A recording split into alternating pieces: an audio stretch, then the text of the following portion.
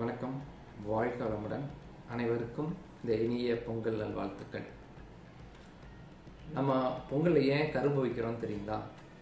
எப்பவுமே நம்ம வாழ்க்கை இனிச்சிட்டே இருக்கணும் அப்படிங்கிறக்காக தான். நம்ம வாழ்க்கையில் எவ்வளவு சம்பாதிச்சாலும் சாதனை படித்தாலும் அதை அனுபவிக்கிறதுக்கு உடல் ஆரோக்கியமாக இருக்கணும். ஸோ இந்த ஆண்டு நம்மளுடைய உடலை பாதுகாப்பதற்கும் ஆரோக்கியமான உணவுகளை எடுத்துக்கிறதுக்கும் நம்ம முன்னுரிமை கொடுப்போம்.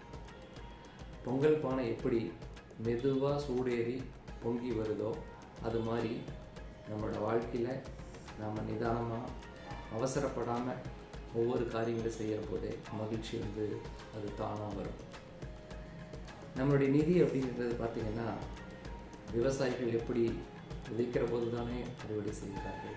அது மாதிரி நம்மளுடைய சேமிப்பாக இருக்கட்டும், நம்ம குடும்பத்துக்கு நிழல் தரக்கூடியதாக அந்த சேமிப்பை கொஞ்சம் கொஞ்சமாக உருவாக்கணும்னா ஒரு மிகப்பெரிய ஆலமரமாக அது வளர்ந்து, நம்மளுடைய நற்பண்புகள் கூட அப்படித்தான்.